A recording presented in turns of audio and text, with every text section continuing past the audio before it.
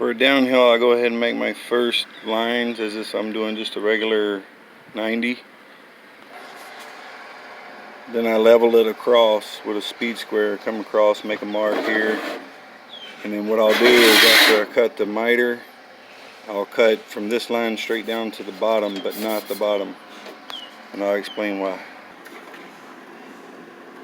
I go ahead and cut it all the way to the bottom, but not the bottom, after I make the 90.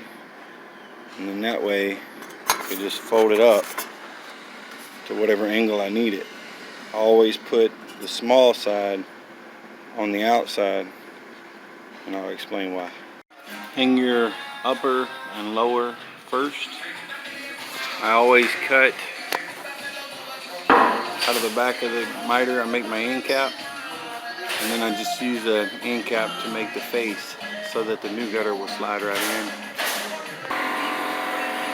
in. You usually end up having to cut the back of this piece, the down rake piece, just a little bit, just so that it'll fit in there. For some reason it wants to rub the fairing strip, not sure why.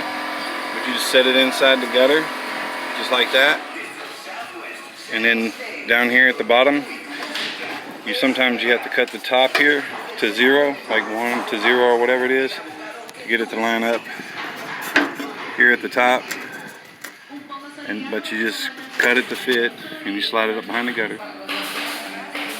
I usually set it in place where I know it's going to be as far as the bottom goes. I know the bottom lines up flush here, and in the back I find the fascia board and I just make a mark so I can make it whatever that is down to 0. Once you get it lined up and behind there like you want it, it's flush at the bottom, it's lined up. You just put it together like you would a regular miter on the back. So you go ahead and put the face together like you would on a regular miter. The biggest thing is just making sure the front is square. You want it to be nice and straight down through here, and then you can line the top and the bottom up. So you come down and it touches right about here where my fingertip is, and that's where you're going to cut the short piece, the one on the outside. Cut it down from the top down to 0 at the bottom, right about here, not down here, but here, up, and then it'll pull these two together flawlessly. And then the worst thing you have to do on this piece is you'll have to notch this little corner right here, because it'll want to dig in to this right here. I'll show you. So you see right here, it's pretty close to good. This is digging into this corner, not letting it sit flush. So I'm just going to notch it. I'll show you.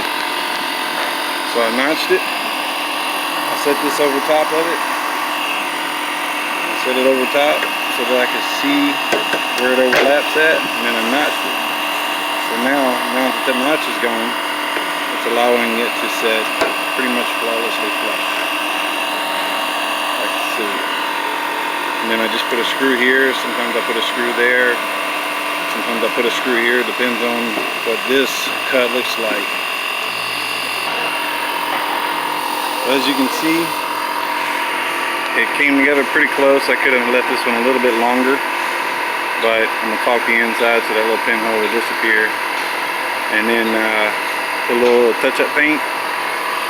Outside came out pretty flawless. That one up there, I'll show you how to do it. So see? Caulked it, pinhole gone, painted it, looks flawless. The caulking covers up everything, takes care of the cut down the face and the miter. And you just make sure you pitch everything. This one here pretty much makes itself almost. All you gotta do is just put it together like so.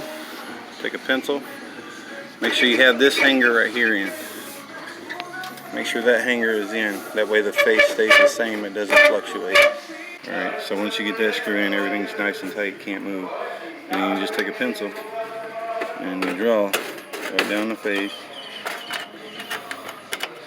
Inside might be better just so everything is hidden and tabs are not too wide or too long. And you just run across the bottom. Like so. Okay, next you want to cut off the excess face. It's a little sloppy because I didn't have right angle snips, but it'll work. Cut the back so everything lays flat. Cut off the excess and then make tabs. Leave the back long and wide enough so it covers up any holes. Lay everything down, all your tabs, so everything is nice and clean, smooth, flush. The inside, all the tabs are pushed down. It may not be pretty, but nobody sees it and it's caulked up. Same thing in the back. Just laid down flat. Now I'm gonna caulk it. It's all laid down, got tabs laid over, nice and smooth and flat. Nice and clean. Bottom nice and clean. Okay, all put together, all caulked up. I don't put any screws on the downhill side or any hangers because it looks bad from the ground. The gutter's sturdy enough to hold it up by the miters. Downhill looks like this when you get done with it at the top, and then the bottom like this.